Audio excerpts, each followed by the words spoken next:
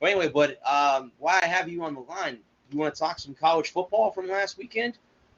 I'm always down to talk college football. So can you tell me what happened to Wisconsin? Does it have They to look be ahead to rated? the Buckeyes? Do they look ahead to Ohio State? I think they crapped the bed is what happened. Okay. I mean, I agree with you, but I don't know what happened to them. I don't know if they crapped the bed or honestly, I got looking away. I got caught up in the other games that were going on. I was watching it early. I'm like, this Illinois team, they're sneaky. They're sneaky devils. They tried to come and get one back on us a couple weeks ago and almost managed it. And that Lovie Smith got him buying in. He's gonna win the ball coach. And that's what I think it was. Is, well, if you look at it, and I have to really look at the numbers, but I told you to beat Wisconsin, what you had to do is let Taylor have it. He was 23 for 132 and a touchdown. And then they pitched off, and they played really great coverage. Mm-hmm. And I was watching some of the highlights later on. And they picked off that Wisconsin quarterback with, 6 minutes to go? 4 minutes to go? Maybe it was 2 minutes to go. I don't remember. Right. It was like 36, and Wisconsin decided they rolled him out, and they tried to throw a lob pass, and it got intercepted, and I was like, see, this is what I said. Don't worry about Taylor. Taylor's going to get his. He's going to get his. Regardless of what you do, unless you've got an Alabama front four or a Clemson front four, Taylor's going to get his. Let him have his. Make them throw the ball. Because even if he has 40 rushes for 240 yards and 2 touchdowns, they can't beat you if you take away the rest of their offense. And that's exactly what I saw. And I said that before the Michigan game. Did they listen to me? Well, no, because they couldn't hear me. But I know what you mean. I know what you mean. I know you. What you're saying is you gave your opinion on what they could do to win, or what Illinois could do to win, to beat them, and obviously they shocked us. I mean, I honestly think shocked the heck out of me. I mean, I honestly think that they looked ahead. I mean, I got to watch. Very well could have been. I watched the Ohio State game while I was away on Friday, last Friday. Right, I watched a little bit of that. That got ugly early. It did get ugly early. I mean, Northwestern is far, far, far away from being where they used to be in the Big Ten. So they're years away from that. I mean, that team is really struggling. They've got a lot of work to do to clean that program up. But I think they looked ahead. I think they were, okay, we beat Illinois. We know Ohio State already took care of business the night before, and this was only the second time that the Buckeyes had played on a Friday night. And they'd already demolished Northwestern. So I think Wisconsin may have peeked ahead and said, okay, we got an undefeated team next week. We're at home. So let's try to just get through this game. And I think Illinois said, oh, okay, well, that's how you feel. Well, remember, you still have to play us. And I think they forgot that. Like you said, but Lovie Smith had them ready. And he's had Illinois and Iowa and Purdue seem to be the 3 teams in the Big Ten that will be the team that comes out and throws an upset into the link every year. Every year, one of those 3 teams upsets them. And I mean, maybe not so much Iowa anymore because now they're starting to win games. But Illinois seems to always upset something. Indiana in there. Same thing. Yeah. I throw Indiana in there over Iowa. Indiana. Iowa's not sneaking up on anyone anymore. Okay. So you say Indiana now would be the team that sneaks in. Okay. Yeah, so both teams in the state of Indiana then, because Purdue is another one that sneaks in there and wins one every once in a while too. Okay. Yeah, like last year they shocked the world and beat Ohio State like 40-27. Yes. Yep, I remember that because that kid, God rest his soul, he was sick. He had cancer. He was recovering from cancer. Had cancer, and all he wanted to do was see Purdue beat Ohio State, and he got to see that. And I think he passed away like a month or two after they had won, and it was I know ESPN covered that. It was a very, very sad story to hear that he had passed away, but he got to see his team beat Ohio State, so that was cool for that. That was cool that he got to see that. Any of the other games, Bud, that jumped out to you? I mean, Trevor Lawrence didn't look too good at the beginning of the Clemson game, from what I heard. He hasn't looked good all year. He's looked absolutely terrible all year. Well, do you think that he's bought into the hype that he did last year because he won a national championship as a freshman? Do you think that he's buying into his own hype? I mean, I think he snuck up on everybody last year. Okay. You see this a lot in the NFL more than in the college ranks. Okay.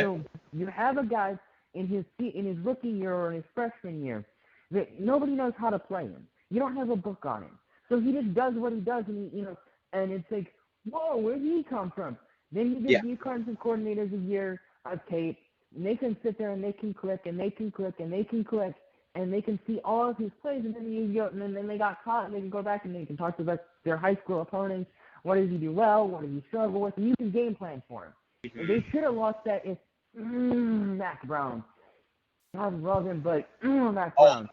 No, about the North Carolina game before. Yeah. He kicks the point. Always kicks the point. Always. Yeah.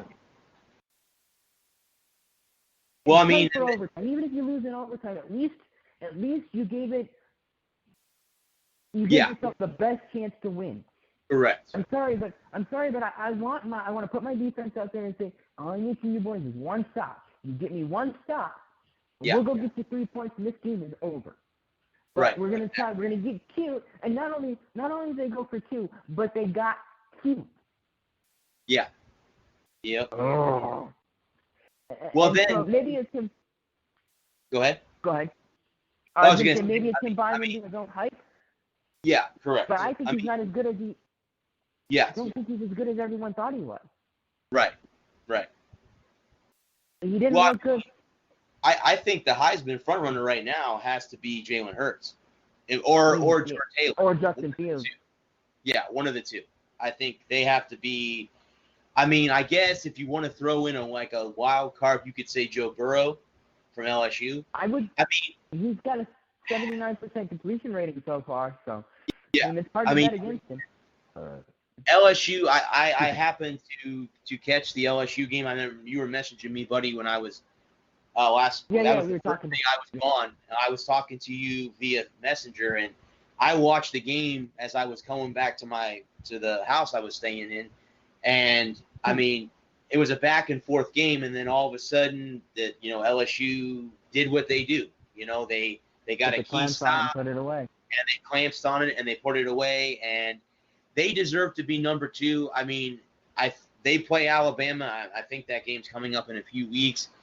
But, I mean, Alabama lost, Tagovailoa. I don't really know because Tennessee, that game there was some bad officiating. And Peyton Jones touched on this on his show the other day that the officiating was absolutely horrible in the Tennessee-Alabama game, the Florida-South Carolina game. And I hate to say that because I'm a Gator and they won.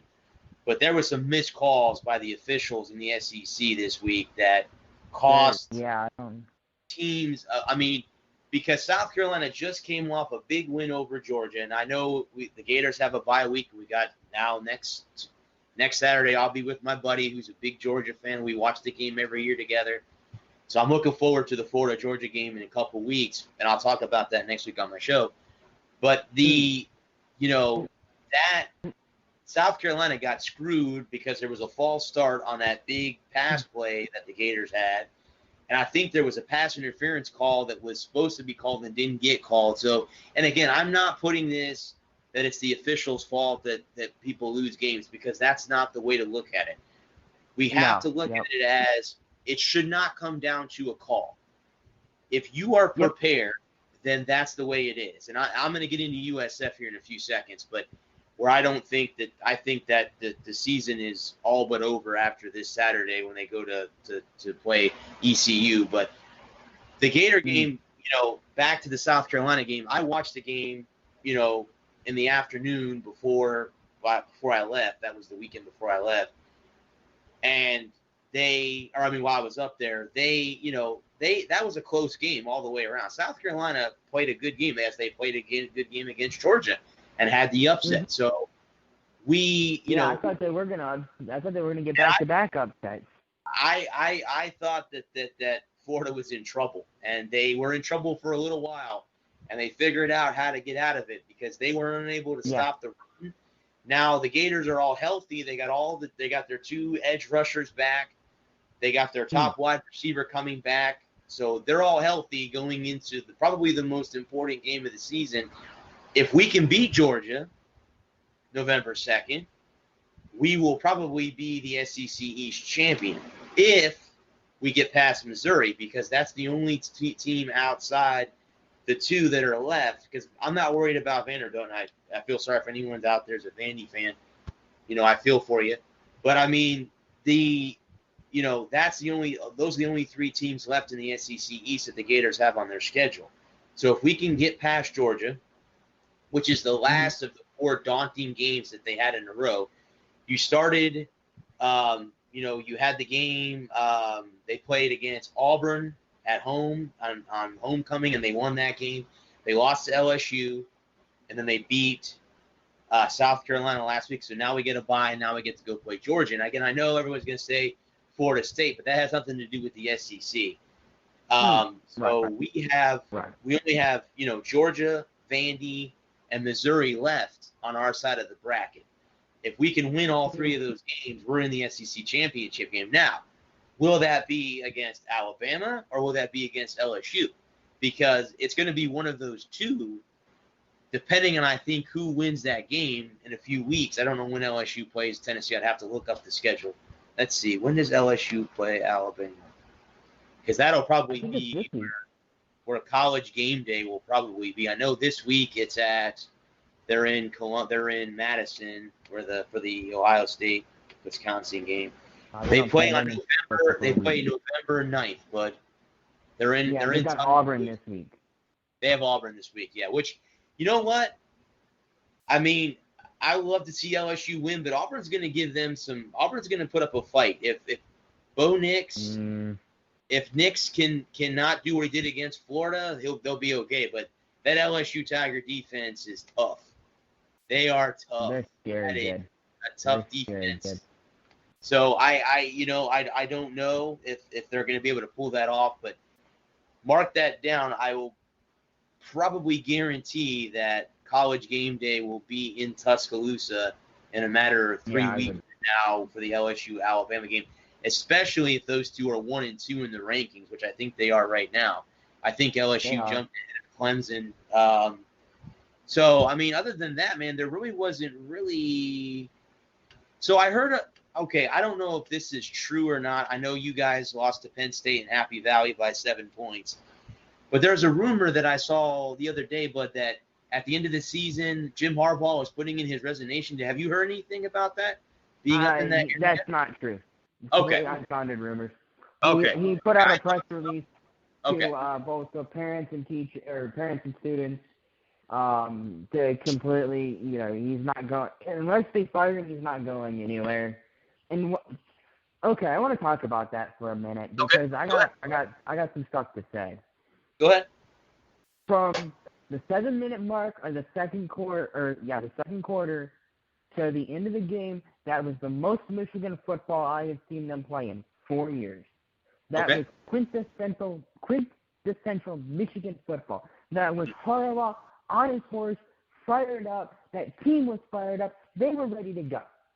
They made one mistake in coverage, or at the tie ball game when we're going to overtime.